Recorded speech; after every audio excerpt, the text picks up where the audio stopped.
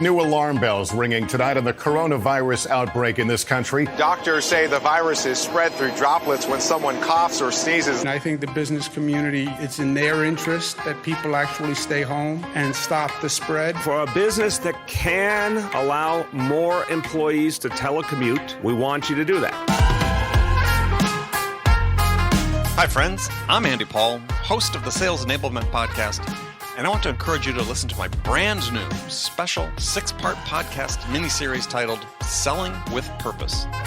The team behind Sales Enablement Podcast and I put together this incredible series of inspiring conversations exploring what it means to sell with a mission greater than just hitting your numbers in this era of COVID-19 and beyond. So tune in to hear from world-class enterprise sales leaders and learn how their 6 companies will close $50 billion selling remotely. See how they've supported essential workers with the products and services they need to stay safe and thrive during this time of crisis. Subscribe to Selling with a Purpose now on Apple Podcasts, Spotify, Stitcher, or wherever you listen to podcasts.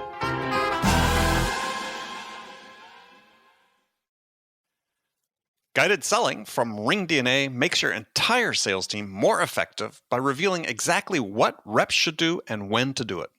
Guided selling works by transforming sales data into a curated list of prioritized sales actions. So when reps start their day, they'll never again wonder which prospects and accounts or hot inbound leads to reach out to next. Guided selling even shifts reps' priority in response to real-time buying signals. Finally, even new reps can sell like seasoned ones. Let RingDNA be your guide to success. Learn more at ringdna.com/guided selling. That's ringdna.com/guided selling.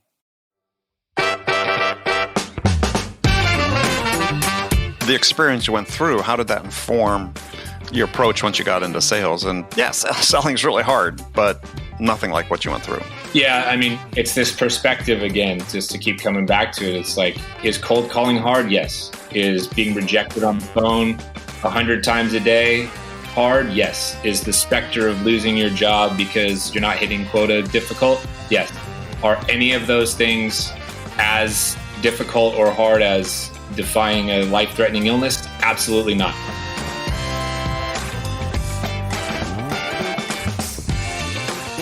Hey friends, welcome to the Sales Enablement Podcast. I'm your host, Andy Paul. Now that was Scott Leese. He's founder of Surf and Sales, co-host of the Surf and Sales podcast with Richard Harris. He's an author, thought leader, and Scott's joining me today on Sales Enablement, episode 785, to talk about, well, a range of things, starting with his amazing resilience in combating a debilitating illness and launching his successful sales career. We'll also dig in the story behind why Scott and I both hated making cold calls early in our careers and what we did to avoid them. And we'll also dive into Scott's 5 biggest regrets in business and what you can do to avoid similar situations in your career. All this and much, much more. But before we get to Scott, I want to let you know that the whole team of people who work to produce this podcast are incredibly grateful for all of you who support us by listening to the show, telling your friends, and sharing it on social media. And most importantly, subscribing to the show and giving us your feedback in the form of a rating and review. Now, if you haven't already connected with me on LinkedIn, please do. You can find me to search Andy Paul. I know there's more than one of me. It's LinkedIn/Real Andy Paul. All right, let's jump into it with Scott. Scott, welcome to the show. Thanks for having me, Andy. It's a pleasure to finally have you on the show. So, been an interesting week. Not really sure. Somehow talking about sales stuff seems kind of unimportant. Yeah, I'm with you. I had a bunch of events scheduled for this week and ended up removing myself, and then the events canceled themselves. And it's pretty difficult to kind of try to attempt any business as usual type stuff. It's been rough. Yeah, very much so. We've got very much so. I was going to say we have some broken windows in our building. We were on the path of one of the rallies. It was mostly peaceful, as almost all of them have been. There was a couple people in the crowd that apparently wanted to make a statement. But it's been a very, very tough week.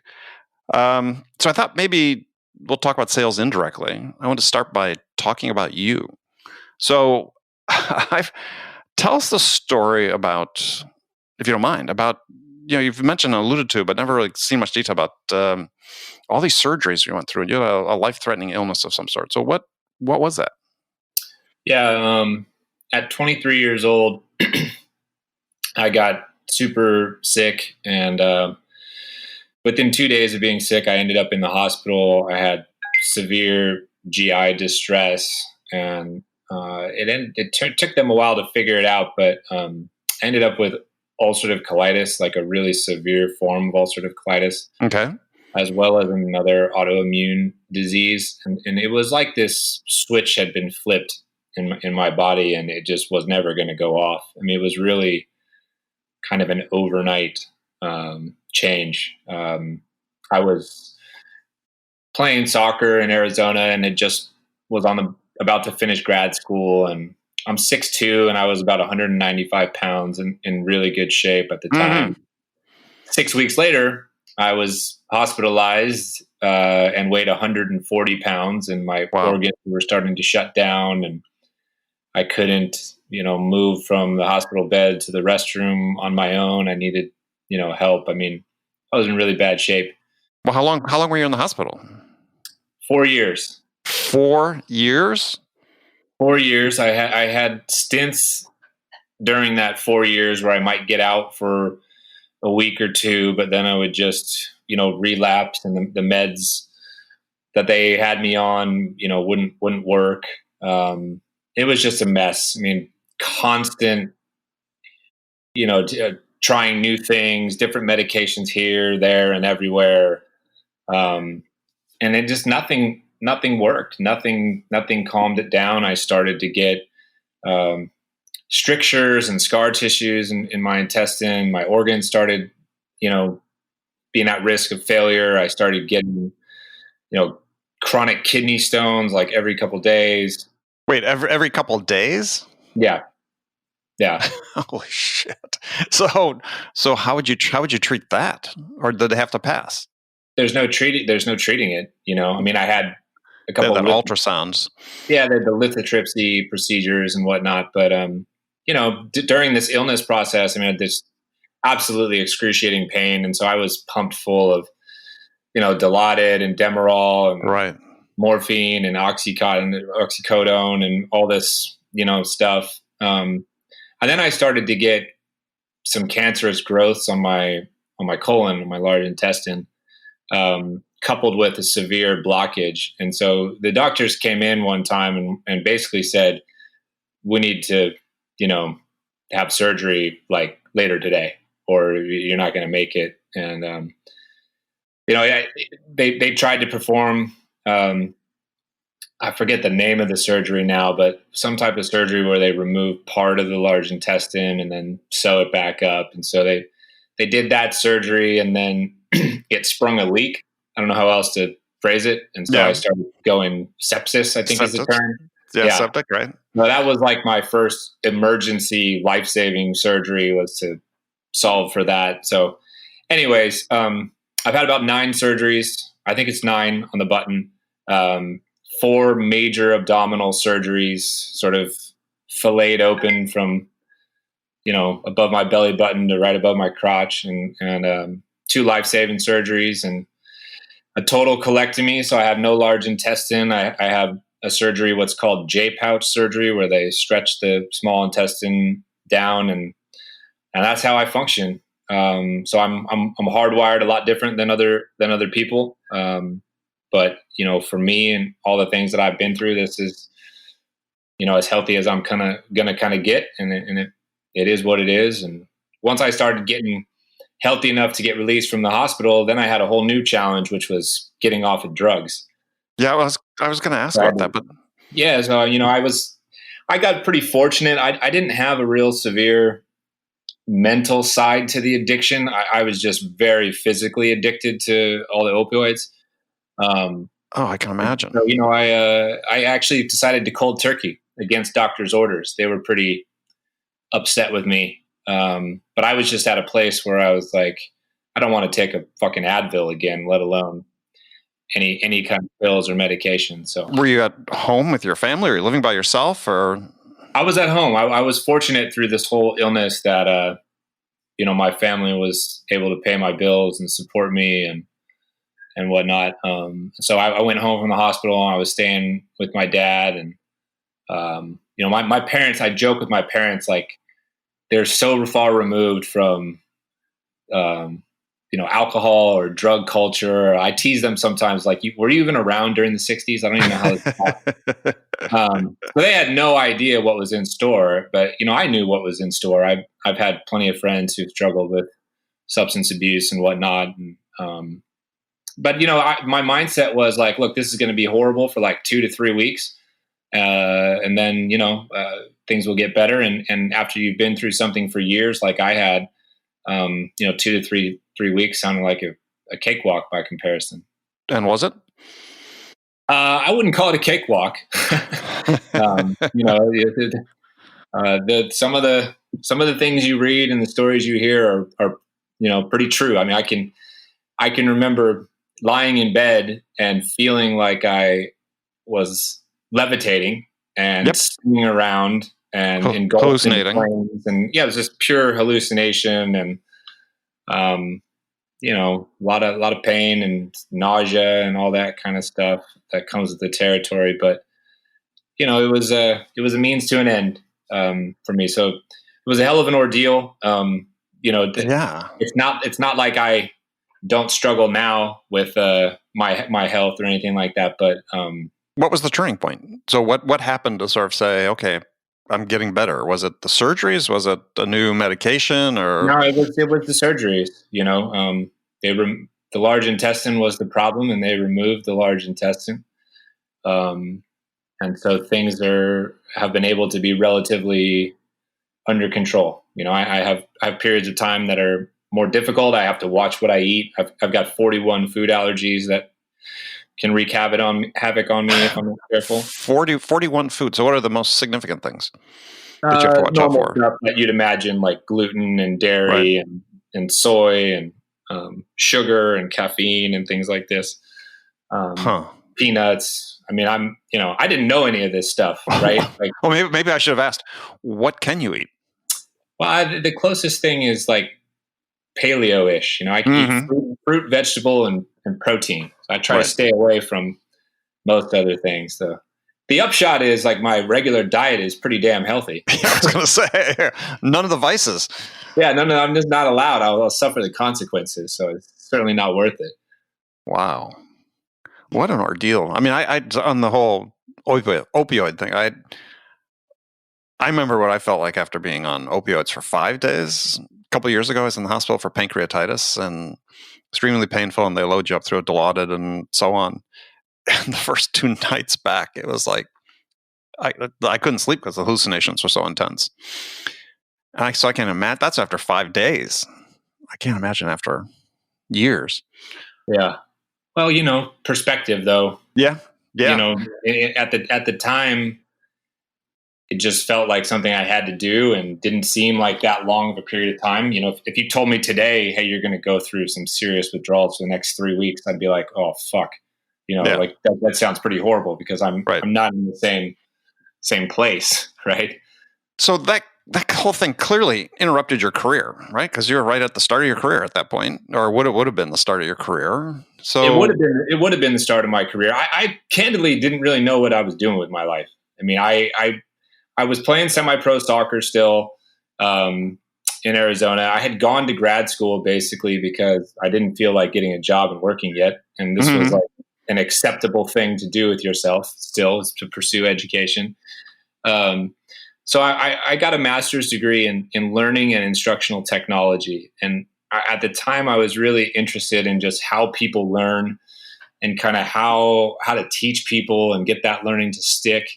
But I didn't really know what I wanted to do with myself. My dad is a college professor, so I had this college professor thing in my head. I started to get interested a little bit in the idea of corporate training, but I really didn't know what I wanted to do at all. And then this whole health crisis hit me, and I kind of lost all the things that I had studied. I mean, I had an undergraduate degree in psychology. I minored in religious studies. I had this master's degree in learning theory. But it was all 4 years at least 4 years since I had, Right. thought about Exactly. it. And I'd never put it to use. I didn't have any job experience. So I really felt like I was just completely starting from scratch. I was 27 years old. I really never had a job before in my life that didn't involve getting paid to play sports or coach sports. Mm-hmm. So for me, getting into sales was a very, very strategic decision. It was the only thing I could think of where, I could make as much money as possible, depending on how hard I worked and how well I did. And I felt like I understood the competitive landscape of it all. As an athlete, if you perform well, you get paid. If you don't, you get cut. Right. So I got that, and I've always kind of lived for that kind of pressure. So I thought, well, I have no idea how to sell, and I'm not really that outgoing of a person, but I might as well give this a try here because I got to make up for lost time. Like everybody is ahead of me basically, and I just need somebody to give me an opportunity, and when they do, I know what I've been through. I know how hard it was, and nothing will ever be that hard again. So, I'm going to push myself as hard as I can to get good at this thing. Well, that's what I was going to ask was the experience you went through, how did that inform your approach once you got into sales? And you sort of answered that yes, selling's really hard, but nothing like what you went through. Yeah. I mean, it's this perspective again, just to keep coming back to it. It's like, is cold calling hard? Yes. Is being rejected on the phone 100 times a day hard? Yes. Is the specter of losing your job because you're not hitting quota difficult? Yes. Are any of those things as difficult or hard as, defying a life-threatening illness? Absolutely not. So I lost some of the reservation and fears that I had and the inhibitions. And I was just able to tap into that. Well, what's the worst thing that could happen? Right. And resiliency was clearly something that I, had in spades. And so I got used to very quickly, like not caring about rejection. I felt very blessed to even be in the office and have a job and even just be outside breathing fresh air. And so I felt like, well, I got this opportunity and I'm not going to squander it. And I can remember walking the sales floor and kind of looking around at all my colleagues who were in various states of distraction or disarray and despair. Yeah, right. I remember very clearly looking around the room thinking, I'm going to destroy all these people. No matter where your sales team is working from, RingDNA can enable them to be more productive and effective.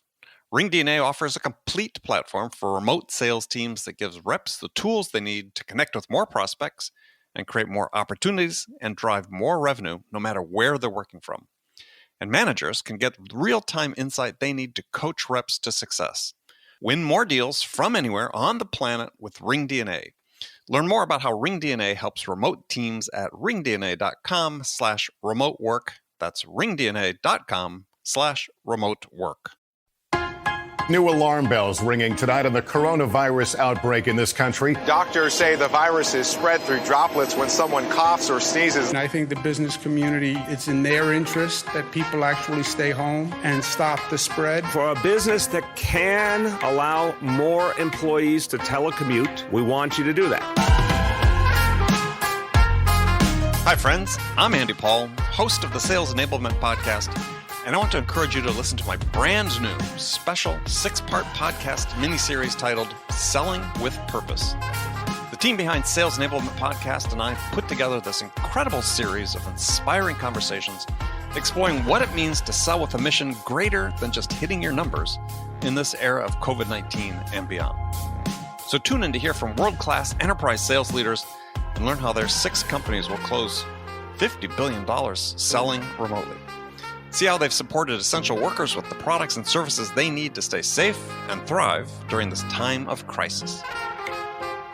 Subscribe to Selling with a Purpose now on Apple Podcasts, Spotify, Stitcher, or wherever you listen to podcasts.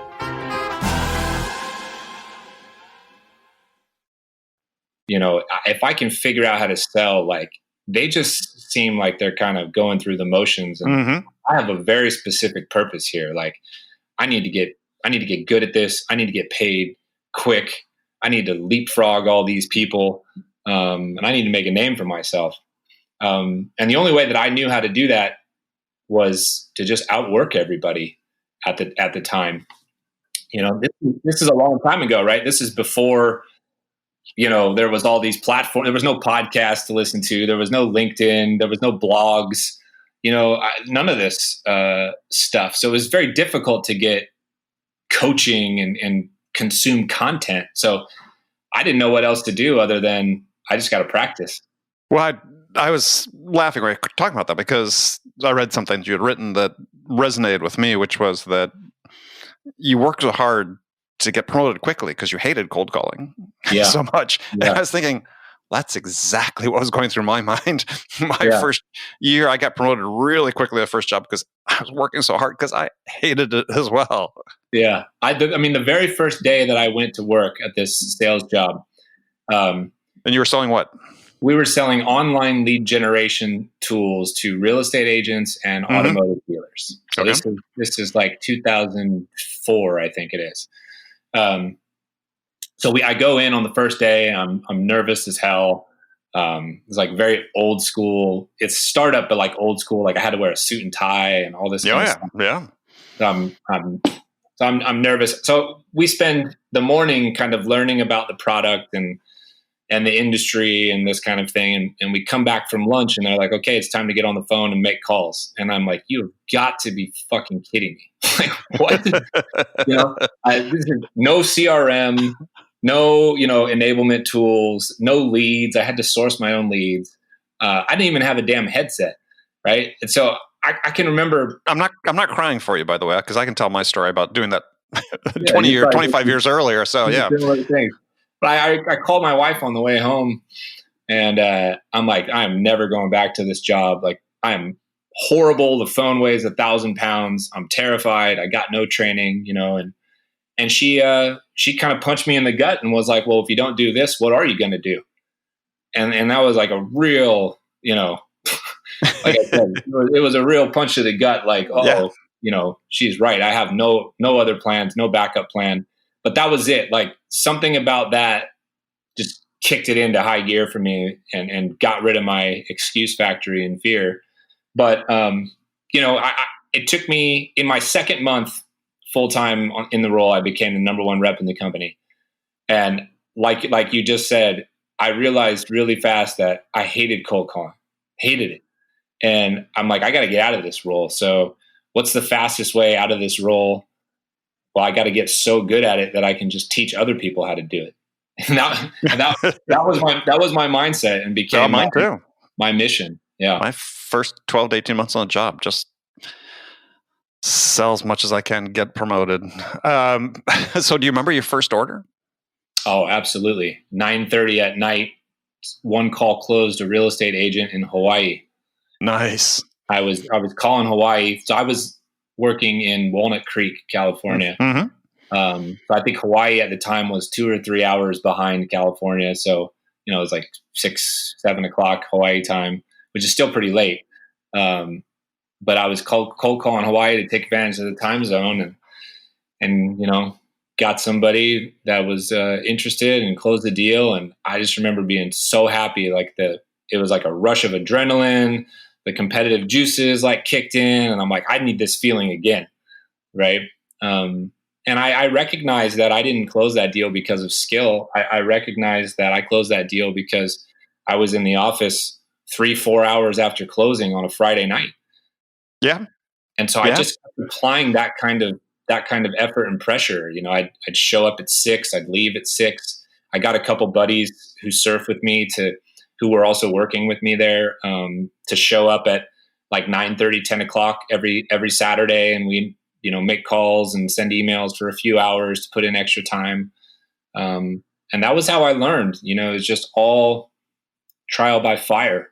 Yeah, no, my first order came because I decided to make one extra call at 4:30 on a Friday afternoon in person. Yes, I was I was actually in the East Bay of the Bay Area. My first job, territories from Fremont to Fairfield, all the way out to Rio Vista. And Walnut Creek, I spent a lot of time there. But yeah, selling desktop adding machines. So sort of our training program first. We had to sell some desktop adding machines in order to be trained to sell computers. And yeah, I remember going into this welding shop. I remember it's called Bucks Welding in Fremont, California. And I just decided, I was walking this business park, going door to door. Decided I'd make one extra call. Walk into this place, it's like soot everywhere. And I thought, there's no way they want this calculator. They buy it for bookkeeping purposes and so on. And Buck comes out, and it looks like these pictures of coal miners, from the 20s and 30s. Just the whites of his eyes show, everything covered in grime, head to foot, his clothes, and he just sat there. For some reason, was interested in buying the product. I think it was a pity sale. I was in my 3-piece dark suit with red power tie, white shirt, all that stuff, and I was nervous as hell. But just wrote me a check on the spot and took my demo unit. Hey, the pity sale for your first sale is nothing to be ashamed of. Yeah, well, he was bemused watching me because you're doing manual work, but a small business. It looked like they'd been there forever. I don't know what it was, but I took it. But you gotta have that first one. Never forget Buck. Yeah, I never forget mine. I end up telling that story quite a bit, and it's a good one. So tell us about your most memorable order that you've taken. It's certainly not a deal that I close on my own, to be honest with you. Mm-hmm. Good ones rarely are. I was actually only an account executive for about 6-7 months before I moved into sales manager role, and been in sales leadership roles, ever since. I can remember, staying in the office until roughly midnight with certain teams as we were trying to do an end of the month, end of quarter blitz to either hit the team number or help them hit their personal number. And this is when I was like in my late 20s now, probably. And some of those times were a blast, honestly. Kind of miss some of those ridiculous long hour days where the team is like ordered pizza and everybody's trying to help everybody push across the line to hit some goal. I just did a deal not too long ago with a team that I was working with where it was damn near a 2-year sales cycle, and it was with the state government, and it was a low 7-figure deal. That's a very, very memorable sale for me, just because of not just the size of it, but the number of organizational complexities that existed trying to sell to a state government agency. You talk about building upon, contacts and turning contacts into influencers and influencers into champions and champions into, get you in the door with the decision maker. We must have found, 24 decision makers who felt like they had the ultimate authority to sign the contract or not. Just a mess of a deal.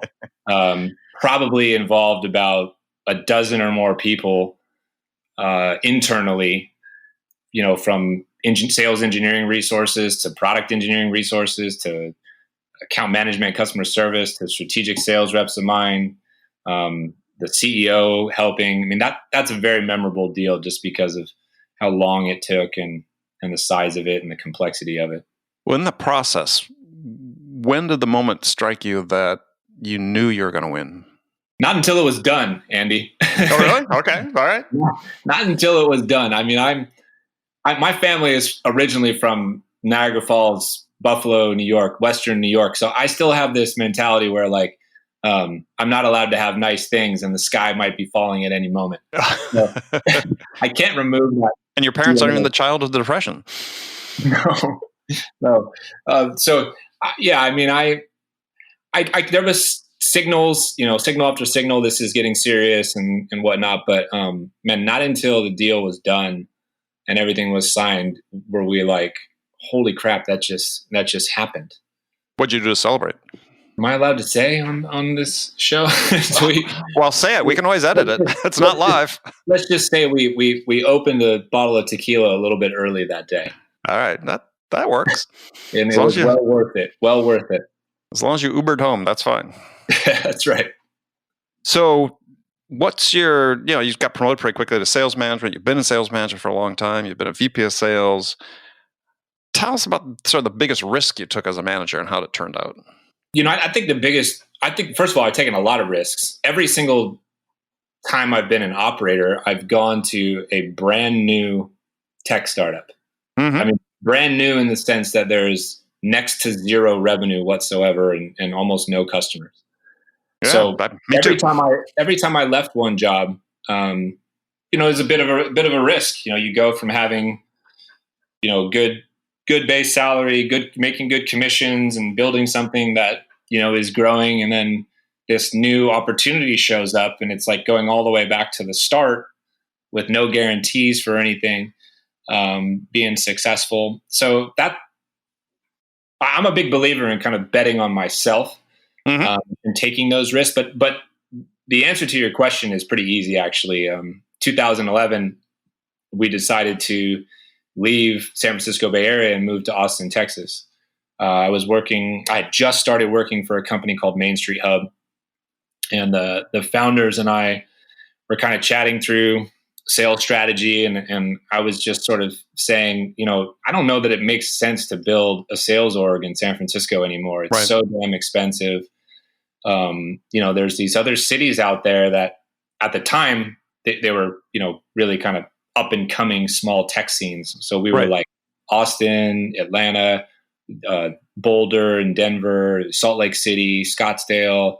So we looked at all of these places, and when we were in Austin, we just really enjoyed it, and it felt like this is what we should do. So we relocated the whole company, about 10 of us, from San Francisco to Austin. I didn't know anybody in Austin, Texas at all. My wife and I went to high school together. Both of our parents live in our hometown of Chico, California still. All of our friends and siblings live in San Francisco in Northern California. So we left everything. I didn't know Austin was a fairly liberal city. I didn't know there was a college here. I didn't know there was a music. I was completely ignorant to Hook 'em horns. Yeah. I didn't even know that saying at all. Yeah. So that was the risk, the biggest risk. We sort of said, well, let's give it a try, and if we if it goes south, we'll just come home. But that was a big risk, and probably the biggest one I think that I've taken, to leave everybody behind. But it was also, I think, the best decision I've ever made in my career and for my family. So we've been really happy here. Yeah, I mean, Austin's a cool place. I mean, it's obviously, you tell us, and it seems last time I was there a year ago, just growing leaps and bounds. I mean, it's becoming a big city very quickly. Yeah, I mean, arguably it's I would call it probably the third best tech scene in the country right now, but certainly I think it's in the top 5, if not number 3. So it's grown a ton. It's kind of well known now, but one of the reasons it was attractive to me in 2011 was because it was still kind of small. And I looked at it and thought, wow, I could make an impact here. If I scale a couple companies here, I might be able to be a bigger fish in a smaller pond. Whereas if I do the same thing in San Francisco, like, nobody's ever going to hear of me or know who I am.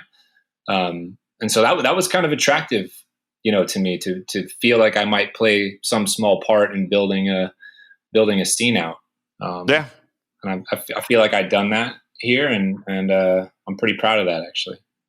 Yeah, I felt similar things when I left the Bay Area to move to San Diego back in basically 1990. I mean, there was nothing in San Diego except for this young company called Qualcomm, and a bunch of other young companies. And yeah, my thought was, I got recruited to this company, and it's like, there's so little going on here that if it doesn't work out, I'm going to have to move back to the Bay Area. And because there was nothing, there was no other alternatives. Unfortunately, the scene grew up. So never did return. So But you're a long ways from surfing now. I am, but I'm a 3-hour flight to Costa Rica and a 2.5-hour flight to Nicaragua. So prior to all this chaos, I've managed to get down to those two countries or to Mexico, at least a couple times a year. Mm-hmm. And, I can catch more waves in a week in Costa Rica than I would all year in San Francisco, probably. So, And a lot warmer. You're not wearing your wetsuit. Scratches the itch. No. And, I created a whole business out of my love for surfing and my love for sales.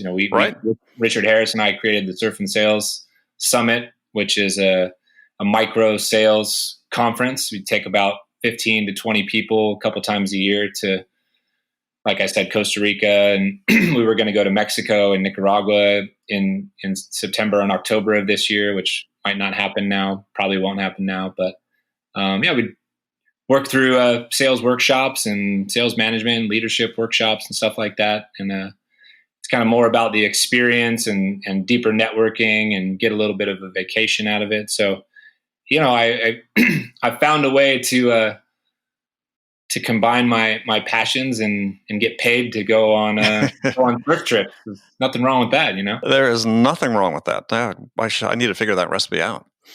Somehow combine sales and a trip to see a soccer game or something. So, or bike riding, actually, is the things that we've looked at in the past.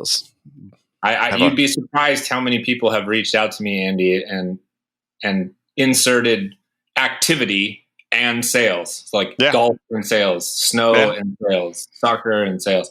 And I've had people from all over the world reach out to me and say, "Hey, you should do one here with this sport or this activity." And I'm like, "Oh yeah, maybe I'll license it out to you." Yeah. Well, I mean, years ago in San Diego, there was a guy that was doing golf and sales. And there so you go.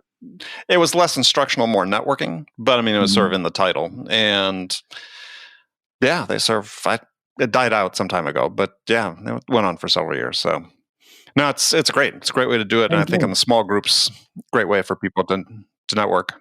And I think even more so now, with everything that's gone on, micro is the way to go. I think the big macro stuff might take a really, really long time to come back. I mean, I don't know what you think, but it feels to me that people will be very slow to go back to a conference with a couple 100,000 people, but might be a little more interested in a smaller, more intimate setting with, a couple dozen people where they can still learn and network and work on their skills and kind of decompress a little bit. Yeah, I think it's a great combination of things you do. I've enjoyed following that, what you're doing, because A, it's small, B is, the intimacy. We put on events with a partner. I put on an event with a partner a couple years ago for CROs of SaaS companies. It's 2.5 days. We rented a house in the Bay Area, created this experience out of it. But the thing that was most notable, the takeaway, was just how the attendees bonded with each other. Yep. And seeing them quickly engage and share their experiences. And we were, thinking after the fact, oh gosh, we probably, even though we were nominally presenting topics, we probably spoke maybe 40% of the time. And the rest was all the participants. Yep. So I'm with you. I think it's a great model. Well, tell people how they can find out more about it. Oh, you can visit surfandsales.com. Sign up for the sort of alerts, if you will, about when our next events are. We also ended up spinning out our own podcast to kind of get the word out there a little bit, and that's been a lot of fun. And we thank you for coming on the show a couple months. Oh, my pleasure. It was a lot of fun. You guys did a great job. Yeah. Well, Scott, we sort of run out of time, but appreciate you taking the time to join us and share some information about yourself. Yeah, no worries, Andy. Thanks for having me, man. It was a lot of fun. We'll do it again. Sounds good. And if people want to connect with you, other than surf and sales, any other way? Yeah, you reach out to me on LinkedIn. I'm very active there. I also recently started my own Patreon community, so you can find me on Patreon as well. Got it. And I'm pretty obsessive about responding to people, so if anybody reaches out to me, I'll be sure to get back to them. All right. Scott, thank you very much. All right, cheers, Andy. Okay, friends, that's it for this episode. First of all, I want to thank you for taking the time to listen. I'm so grateful for your support of this show. Also want to thank Scott Leese for sharing his insights with us today. Now, if you enjoyed this episode, please subscribe to this podcast, Sales Enablement with Andy Paul, on iTunes, Spotify, or wherever you listen to this podcast. If you could also leave us a rating and a review, let us know how we're doing. We'd really appreciate it. You can do all that on your phone in less than a minute as soon as this podcast is over, so thanks for your help. And remember, connect with me on LinkedIn. Hope you enjoyed our conversation today. Until next time, I'm your host, Andy Paul. Good selling, everyone.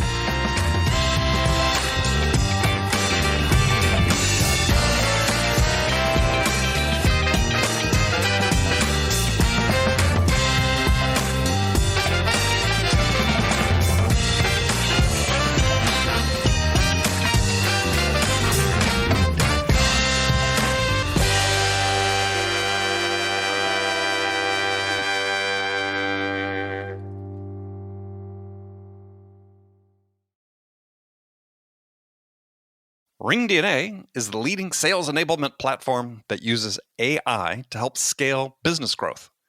Trusted by the top companies across the globe, RingDNA offers a suite of powerful tools for every sales role.